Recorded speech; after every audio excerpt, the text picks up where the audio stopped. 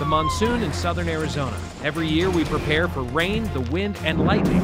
Every year we see the destruction it leaves behind, and in some cases, the lives it can claim. The First Alert Weather Team wants to make sure you are prepared when the storm hits. Tucson News Now has the largest team of meteorologists in southern Arizona. 4 scientists working to keep you informed and keep you safe during the monsoon. So join us for this Tucson News Now special, Monsoon 2013. How safe are we now?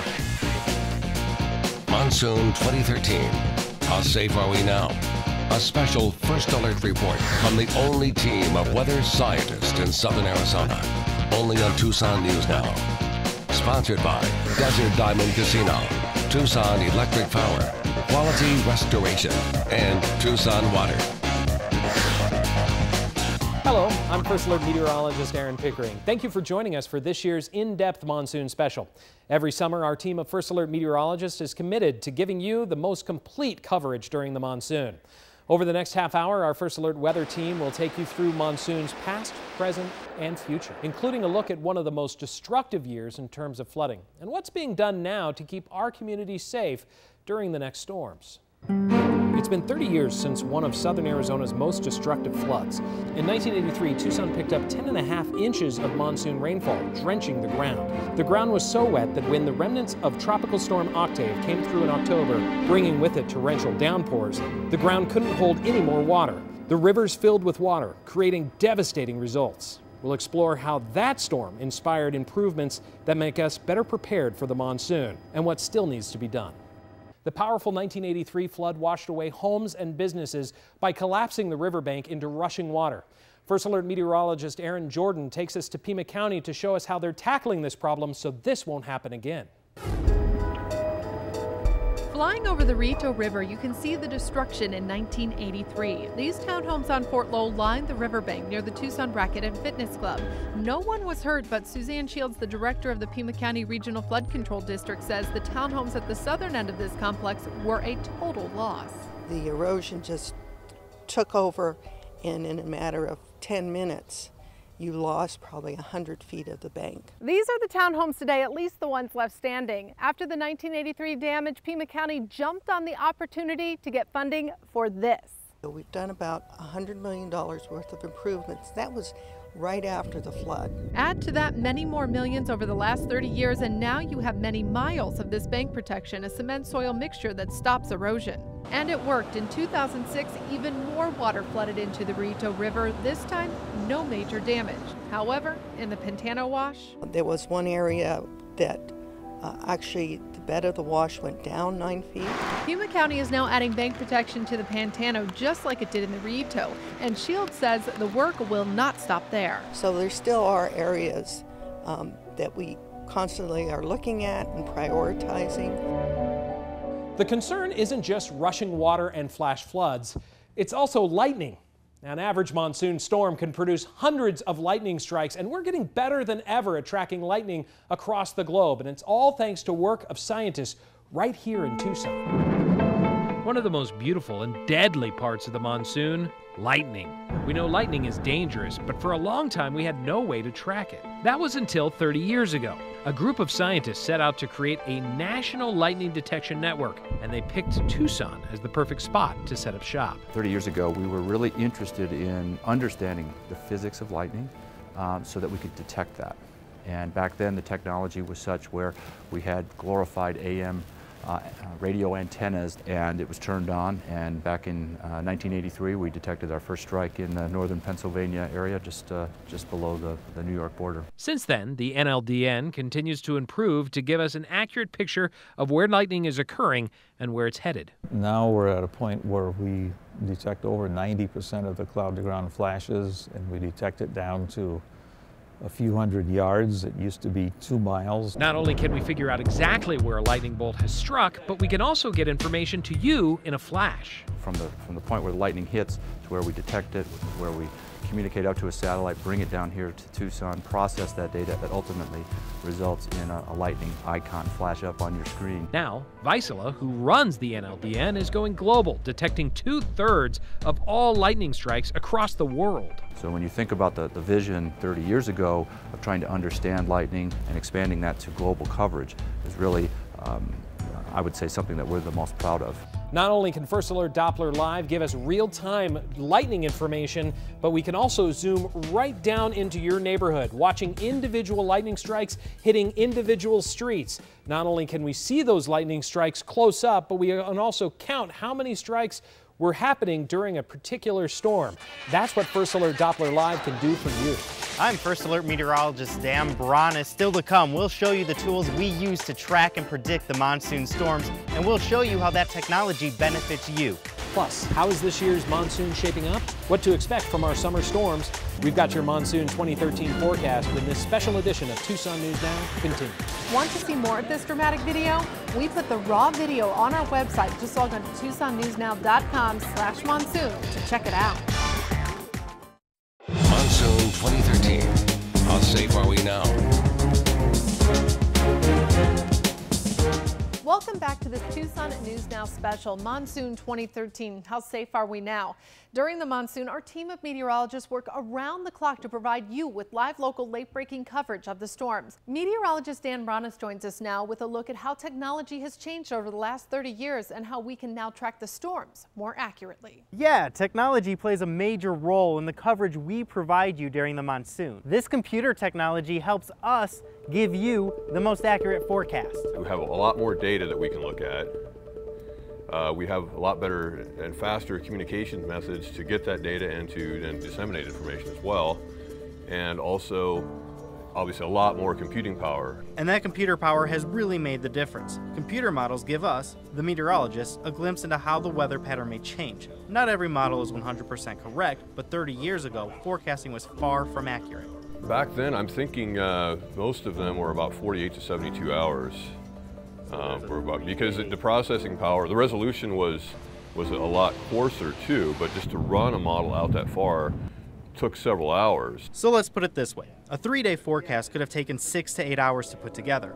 Now we're able to put together a 2-week forecast in the same time, and it's more reliable. It looks like we'd be more well prepared, at least from our standpoint. I think we're going to we have a lot more tools that are ready to help us prepare and let people know in advance of what's going to happen. Here in the Tucson News Now Weather Center, we have many of these tools at our fingertips. We can actually chat live with the National Weather Service and many emergency personnel. And check this out, on First Alert Doppler Live, we can actually look inside the storm with 3D Doppler, and we can see the power of the storm. That's right, we can go inside the storm to see how powerful it is, from flooding downpours to the size of hail to how fast the storm is moving, plus the chance of microbursts. We track it all plus more with the most up-to-the-minute data that comes into our newsroom. During the late part of the monsoon, our attention actually shifts to the eastern Pacific, where we're watching for hurricanes. Those hurricanes can dump torrential rain in southern Arizona, really making the problem worse after months of monsoon storms. So let's take a look at the eastern Pacific, show you what's happening out there. Off the coast of Baja, the west coast of Mexico, we have extremely warm water. That warm water is actually evaporating, having a lot of that evaporation jumping up into the atmosphere. All of that moisture then turns into our hurricanes that we see out there. That extreme evaporation turns into those eastern Pacific hurricanes that we see during the late part of the monsoon, mostly in late August and September. The monsoon high building across parts of Texas will actually grab on to these hurricanes and bring all of that moisture right up into southern Arizona, dropping heavy rain right here during the monsoon. Another monsoon danger, dust storms. Remember this? Giant haboobs that start in Tucson and move toward Phoenix. Last year, Arizona saw several large dust storms. These haboobs can be blinding to anyone driving, leading to dangerous pileup crashes like this one in 2011. 13 cars were involved in this massive wreck. The dust just come in and you cannot see anything. You just try to pull over, but everybody else is pull over already. You should move to the side of the road if you ever get caught in a storm like this. Slow down and look for a safe place to pull over. Then you want to make sure all your vehicle lights are turned off, set your emergency brake, and simply just wait out the storm. It could help save your life. Still to come as we head into the monsoon, a visible sign of change on the northwest side. Every year, floodwaters close down the CDO wash at La Cholla, but not this year. A major change that will make you safer. Floodwaters can quickly rise during the monsoon, and every year emergency crews are called out to pull residents out of the water. Coming up, how a river rescue decades ago plays a major role in how rescue crews respond now when we return. Monsoon 2013. How safe are we now? When the monsoon hits hard, flash floods catch people off guard. Last September, a monsoon storm took a deadly turn. A woman was swept away in her car near Picture Rocks. Her body was found in her vehicle hours later. A sad example of the power of these storms. Despite the warnings to stay out of flooded roadways, trained rescuers pluck people out of rushing water every year. First Alert meteorologist Erin takes a look at one dramatic rescue 30 years ago that led to Swiftwater training in Tucson. You are looking at a rescue just more than a year after the '83 floods. 2 teenage boys were rescued first, but the man was stuck. Then Richard Kuntz and other Southern Arizona Rescue Association volunteers arrived on scene. They were among the first in the area to train for Swiftwater rescue. And our part of it was less than 10 minutes, which seemed like an eternity, but they'd been there for over a half hour trying to get this guy off the truck. Hypothermic and helpless, the rescue came just in time. There was no obvious response. There was really no sign of breathing until he spit some water at me. The man fully recovered, and for Kuntz, the rescue proved what he already knew. That the training that we'd been practicing on the Gila River for the previous 10 years was exactly right on. Tucson Fire is one of many groups that do swiftwater rescue training each year. These are tried and true techniques that have saved many lives over the years. Now technology has become so advanced that in some cases we can now send a robot to the rescue. We can put it into currents that where normally we wouldn't be able to actually get in the water. This is called Emily, which stands for Emergency Integrated Life-Saving Lanyard. Made by a Green Valley company, this one belongs to Northwest Fire. Teaming technology with techniques means rescuers have more options to get people out of the danger before the danger turns deadly. Right now at TucsonNewsNow.com, you can watch that dramatic rescue for yourself. The raw video is available right now on our Monsoon page. That happened right here at the Cañada del Oro Wash and Overton Road. When monsoon storms dump a lot of rain in the Catalina Mountains, it does not take long for that water to rush down the CDO Wash. The rushing water washes away everything in its path, including cars. The CDO crosses La Cholla Boulevard on the northwest side. Anytime there's a large monsoon storm, it can do a number on the roads. The monsoon just tears up the road, and everybody that lives up here has to go all the way around, and it just creates late times for work and everything. This bridge, which is part of an RTA project, is giving people a way around the flooding. 2 spans are being built to take residents over the CDO, and we're told that at least one of those spans will be completed by the end of this month. Come this summer, we have a bunch of big monsoons and a lot of water through the CDO that La Cholla will still be open. The bridge is part of a $28.3 million Regional Transportation Authority project that will widen the road and improve drainage. The 600-foot bridge will not only keep motorists from getting stuck in the wash, it will allow county crews to concentrate their efforts on other wash crossings. Every time a wash floods over a roadway, crews have to clear out all of the road debris and inspect the crossing before it can be reopened, all to keep you safe during the monsoon. So where does all this water end up? Well, the monsoon storms that fire up in the south side of the Catalina Mountains, all that water is going to drain towards the Rito River. Storms that fire up on the east side of town towards the Rincon Mountains, that's all going to flow towards the Pantano, which eventually flows up to the Rito River. Now, storms that fire up in Tucson itself, well, that's going to be dispersed towards all 3 of those, well, and the Santa Cruz, Pantano, and the Rito River. And then storms that fire up in the north side of town, the north side of the Catalina Mountains, all of that flows towards the CDO Wash. That eventually meets up in the Santa Cruz as well. So all this water eventually ends up in the Santa Cruz River, and that flows northbound towards Casa Grande and then north towards the Phoenix metro area. Live local late-breaking monsoon coverage, it takes a team, and that includes you. The coverage, well, it happens right here in the studio and out in the storms. We rely on our Tucson News Now team of journalists to help keep you informed. Teresa Dunn joins me now with how you, the viewer, can help tell us stories happening in your neighborhood. Well, during the storms, we have our news crews responding with live reports from some of the hardest hit areas. And many times the photos and the videos that you share with us help us decide where to go. Whether it's the lightning or the rain or the big mess left behind, you can upload your See It, Snap It, Send It's at our website, TucsonNewsNow.com, and share them with us. Downloading the Tucson News Now smartphone app is also an easy way to share your monsoon photos and videos instantly. It's free and available to download on your Apple and Android devices. Still ahead, the problems caused by the monsoon are not just here in Tucson. Residents in Nogales hold their breath each summer and keep a close eye on the Nogales wash. A closer look at this decades-old problem that is still far from being solved. And we all want to know what's going on with this year's monsoon, what we can forecast so far when this Tucson News Now special continues. Monsoon 2013. How safe are we now?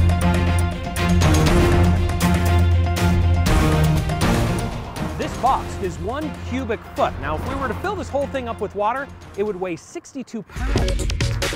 When full, this pool has 125,000 gallons of water in it. That's 16,500 cubic feet. That's a lot of water. Now double that, and that's how much was going through the Rito wash. That's over 1 million pounds of water. So when somebody tells you getting hit with a wall of water is like getting hit with a ton of bricks, they're wrong. It's actually 980 tons. That's why it's so important to find another way around. Every year, heavy rain raises the water level in the Nogales wash, and every year that raises the safety concerns for the wash. First Alert meteorologist Dan Bronis, he explains the problem and why people in Nogales are not the only ones that need to worry. I'm standing in the Santa Cruz River Basin. Just south of here, the Nogales wash empties into this river. But it's what's underneath that wash that could have devastating consequences even as far away as here in Tucson. So here's the problem. There's a sewage line that runs under the wash and carries millions of gallons of sewage from Mexico to a treatment plant in Rio Rico. But that pipeline is old and overwhelmed. When the summer floods come, so do worries that pipeline could break, sending sewage and other contaminants all the way up to Tucson. I don't know exactly what extent of the contamination would be, but it would probably contaminate wells, it would contaminate the surface water. There would be a major cleanup. Mayor Guarino expects the problem to only get worse as the city of Nogales, Sonora grows. So, will repairs ever be made? There is federal money budgeted for repairs, but is being held up because the city of Nogales has to come up with matching funds.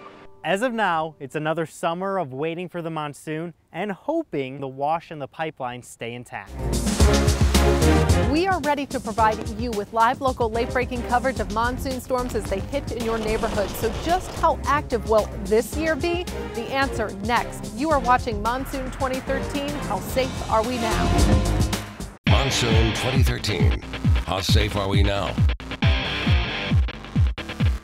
Monsoon rain totals stretch back to 1895. We have nearly 120 years of records. The average amount of rain for the monsoon during that time period is just under 6 inches of rainfall. The driest year was in 1924 with just over 1.5 inches of rain. Most of that came in 1 month, July. The wettest year on record was 1964 with well over 1 foot of rain. So how does 1983 stack up? With 10.5 inches of rain, it ranks number 4 on the top 10 list of wettest monsoons. And just 2 years ago, 2011 made that list with 8.62 inches of rain. Nearly 1/3 of that came on one day in September. Monsoon downpours are important to the desert, but so are winter storms. Here's First Alert meteorologist Erin Pickering with the details. It's not just the summer storms either. The winter storms give us about half the water that we need to get through the year. In fact, on this storm in Bisbee on the 20th of February of this year, we picked up plenty of snow, which is going to seep into the ground and help keep our plants healthy until the monsoon rains arrive.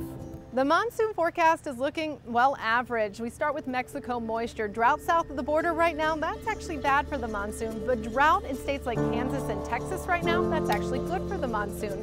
Then there's El Nino. That doesn't have much of an influence this year, so we put that in the nada column. Also in the nada column, East Pacific hurricanes off the west coast of Mexico. Looks like a normal year for those, so it's not good or bad.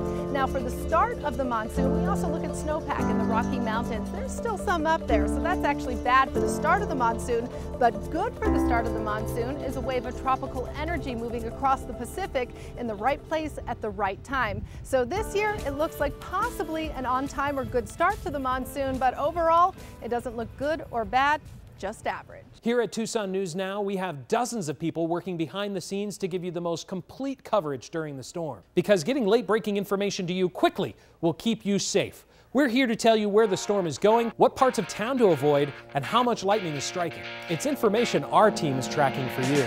We hope you've learned more about our summer storms and how to stay safe. Thanks for watching our First Alert Weather Special.